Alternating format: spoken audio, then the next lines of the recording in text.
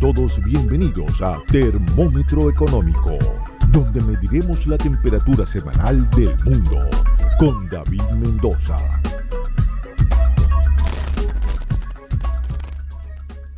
Buenos días, mis queridísimos compañeros en este barco que llamamos Termómetro Económico, donde le tomamos la temperatura al mundo.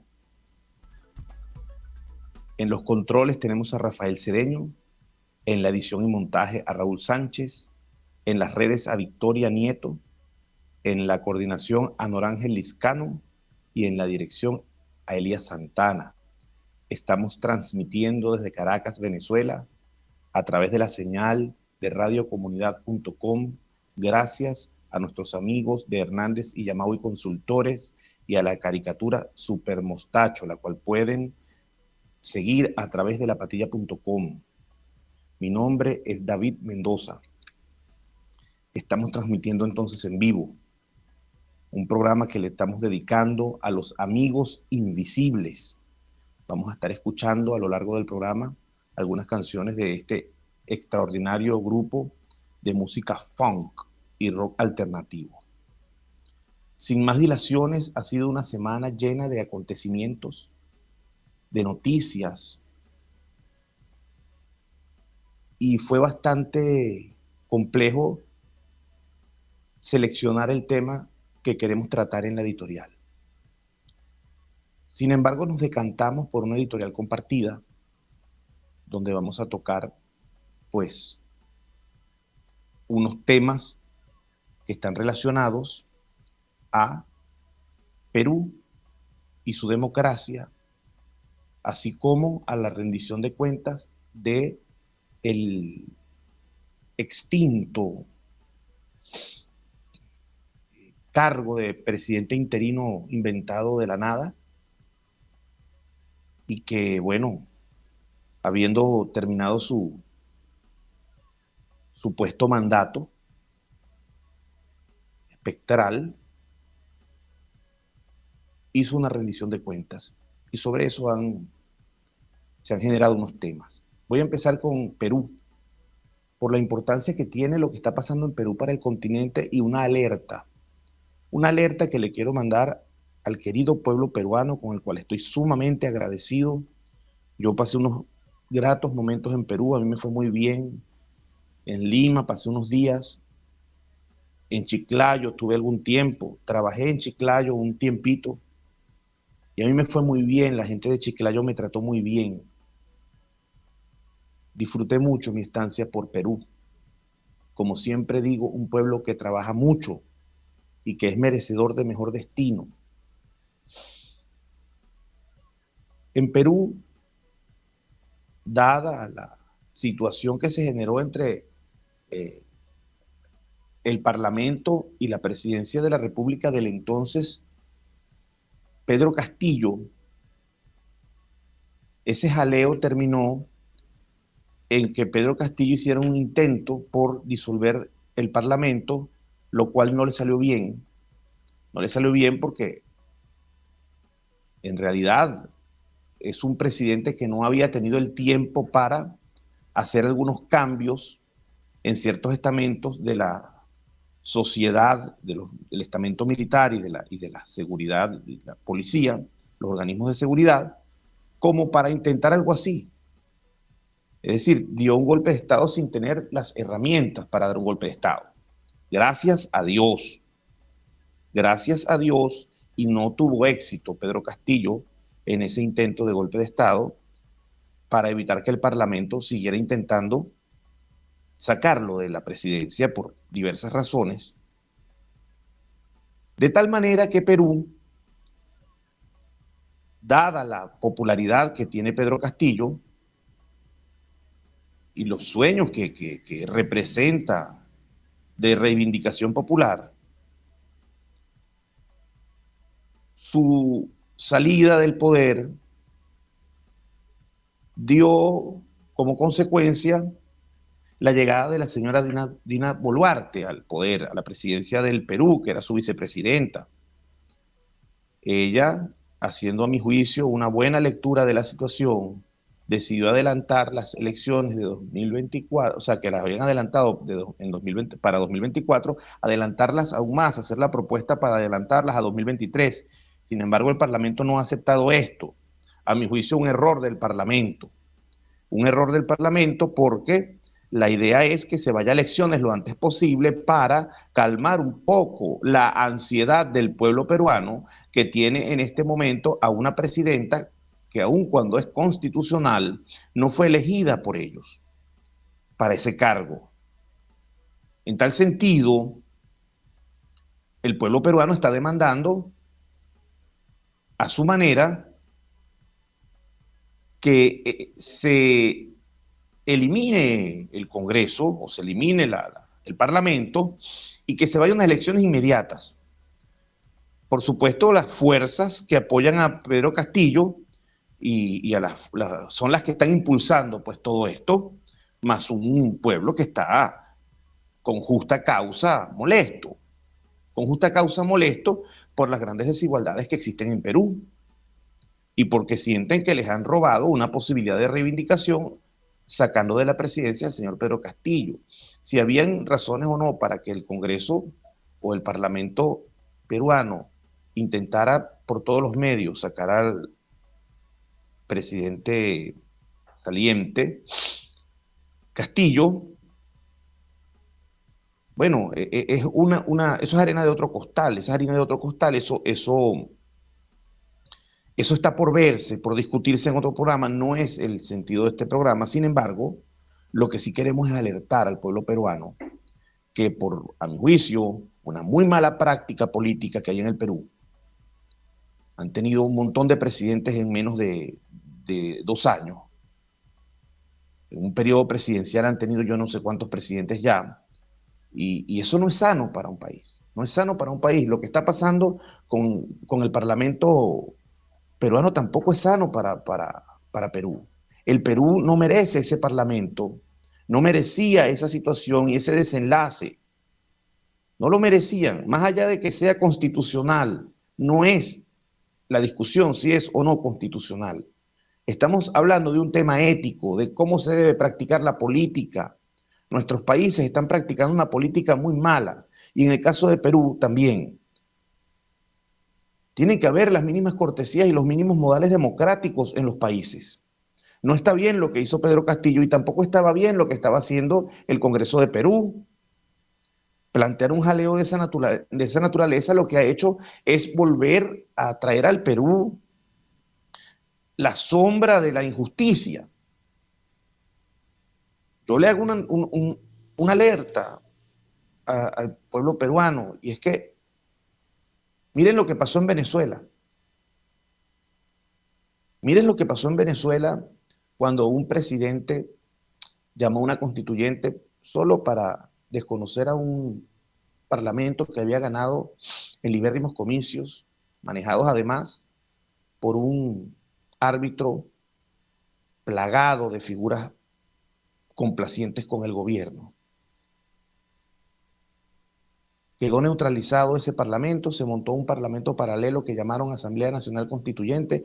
Estoy hablando de la que se creó en el gobierno de Maduro.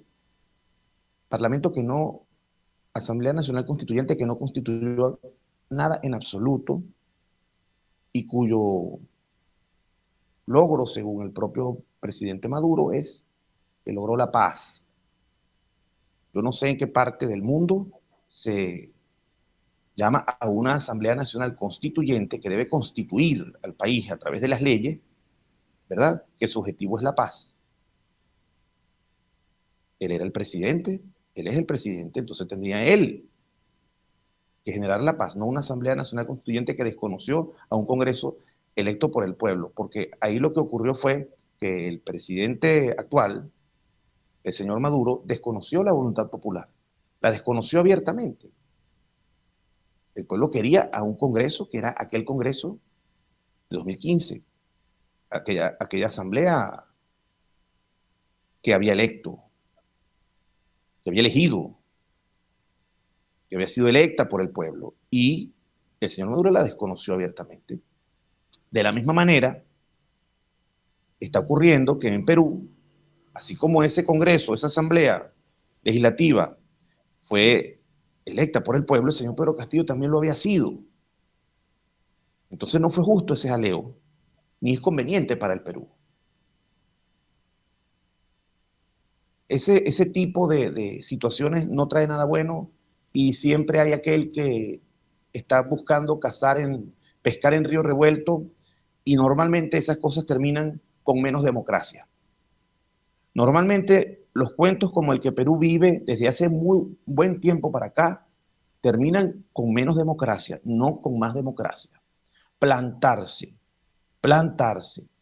en elecciones en el 2024, plantarse en que la señora Boluarte está allí constitucionalmente, plantarse en eso, plantarse en lo legal sobre la voluntad popular no es una buena idea. Deben haber acuerdos y negociaciones en el Perú porque ya murió otra persona. Esperemos que este llamado mío se oiga en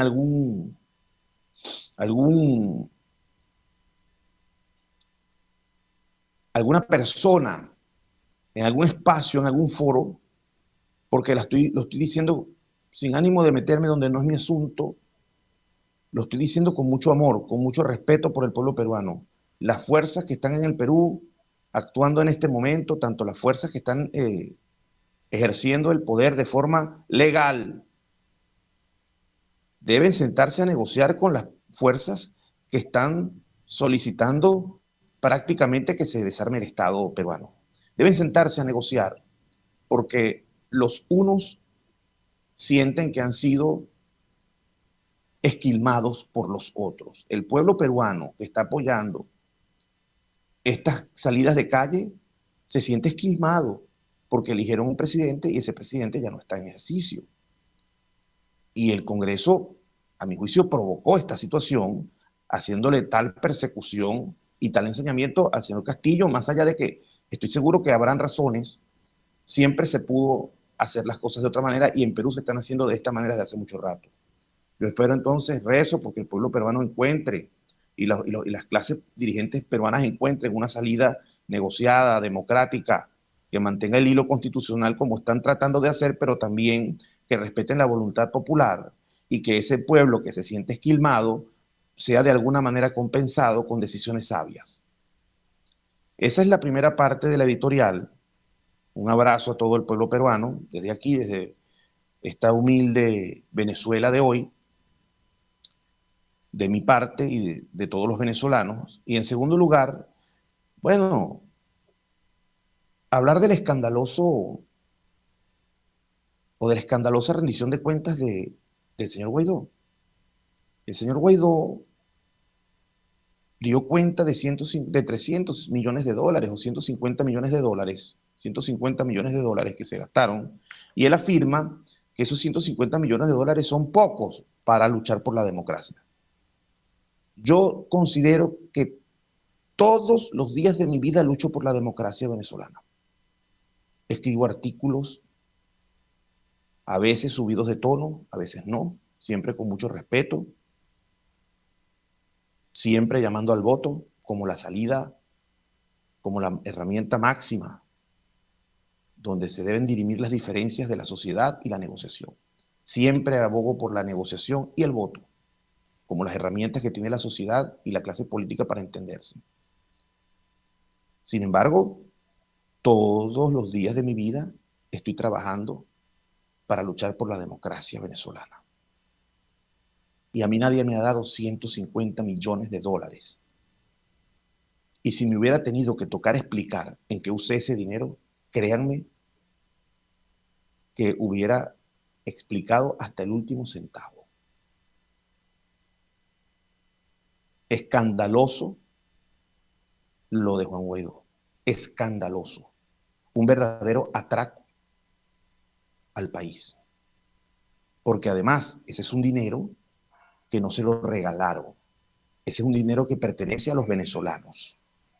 Un dinero que estaba afuera, que estaba bloqueado para que esta gestión de Maduro no lo usara y se le entregó a él para que lo utilizara. Y entonces nos viene con el cuento de que 150 millones de dólares no son nada para luchar por la democracia.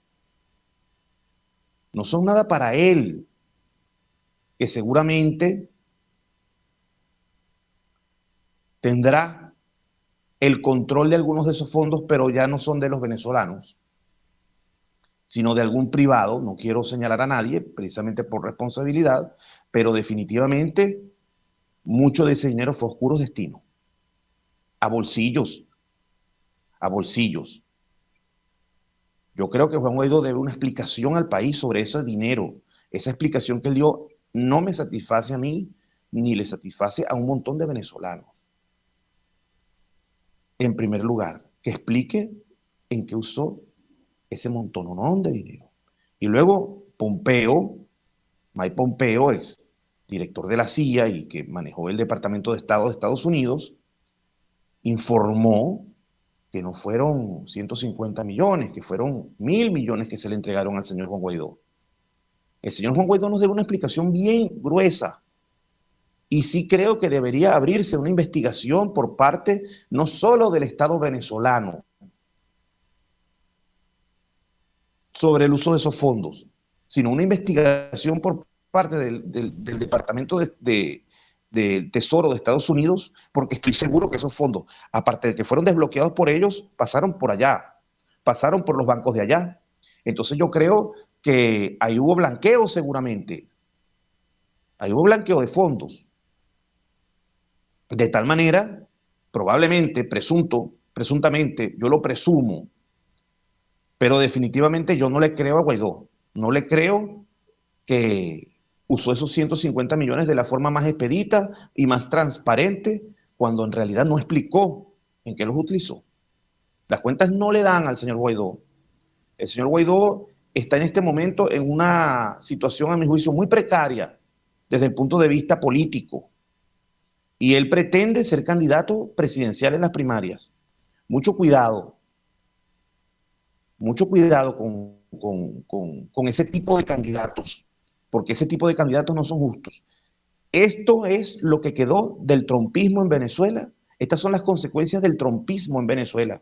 Fíjense que otro alto exfuncionario del gobierno de Trump dijo que Leopoldo López había sido la piedra de tranca para la salida del gobierno de Maduro. Y Leopoldo López es el padre político de Juan Guaidó. Aquí tenemos el leopoldismo en su máxima expresión, haciéndole daño al país y sin explicar ese montón de dinero. Y la madre de Leopoldo López, que cobraban unas cifras increíbles por unas asesorías seguramente fantasmagóricas. Yo soy asesor empresarial y yo nunca he tenido la suerte de que a mí me contraten mensualmente por 300.000 millones de dólares. Tengo estudios de cuarto y quinto nivel. Tengo experiencia manejando instituciones públicas y privadas. Yo no cobro ese dineral. Entonces yo me pregunto cuál será la especialidad tan grande de esta señora, madre de Leopoldo López, para cobrar esa fortuna. Entonces tienen que explicar muy bien en qué utilizaron ese dinero. Alguna vez escribí una carta abierta dirigida al Salvador y al protector de Venezuela. El señor protector de Venezuela, en su gestión de protección a través de la Presidencia de la República, pues nos ha protegido de una manera, a mi juicio, ha sido bastante eficiente, ha sido muy efectivo en protegernos de la abundancia, en protegernos de la felicidad, en protegernos del goce de la democracia, en protegernos de gozar de derechos humanos en el país. Nos ha protegido de todo lo bueno, es decir, ha hecho que las cosas buenas no nos pasen.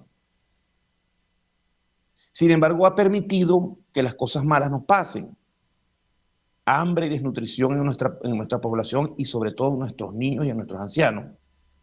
Éxodo masivo de venezolanos, más de 7 millones de venezolanos que se han ido pasando penurias, familias rotas, juventud y cerebros perdidos para la producción del país, inflaciones, hiperinflaciones, devaluaciones espasmódicas gruesísimas que le queman el dinero a la gente en la mano en lugar de hacer mini devaluaciones progresivas y mantener el equilibrio cambiario y protegernos del rezago que se genera con la inflación, sobrevaloración de la moneda, lo que hace que sea poco competitivo producir en el país y que se favorezca a las importaciones, ha convertido a los productores en importadores este gobierno irresponsable, etcétera, etcétera, y largos etcéteras. Yo no tengo ya palabras para referirme a este gobierno, a su ineficiencia, a su falta de pulcritud en la gestión pública y a su inmoralidad. Eso es inmoralidad. Sin embargo, eso es lo que él es, el protector. Y entonces el Salvador que nos viene a salvar, Jesucristo que bajó a la tierra, tampoco puede explicar en qué usó la plata de los venezolanos. Este es un Salvador que vive muy bien. Este no es un Salvador que predica y vive como un nómada. No. Este es un Salvador que vive muy bien, que viste muy bien, viste de gala y que sabe gastar dinero. Lo sabe gastar muy bien, lo que no sabe es explicar en qué lo gasta. Entonces yo este Salvador y este protector, yo los quisiera de verdad fuera de la política de Venezuela. Tanto al señor protector como al señor Salvador, en algún momento les escribí una carta abierta y reitero todo lo que digo en esa carta. Esa carta fue publicada en La Patilla, en El Nacional, en Aporrea. Esa carta fue publicada en varios medios de este país, en Notitarde. Y yo a mis queridos compañeros de este barco les pido que vayan y lean esa carta. Vayan y lean esa carta porque en su momento se dijo lo que había que decir. Habiendo terminado con un último comentario que tiene que ver con precisamente estas cosas que están ocurriendo. El señor Michael Moreno ahora será imputado por la justicia norteamericana o fue imputado por la justicia norteamericana por blanqueo de dinero. Estamos hablando de el que era presidente del Tribunal Supremo de Justicia. Me llama mucho la atención eso. Sale del cargo y lo acusan allá de blanqueo. Millonario en dólares. Veremos qué pasa con esta situación. Vamos a escuchar nuestra primera canción de los Amigos Invisibles que se llama Mal Pensada.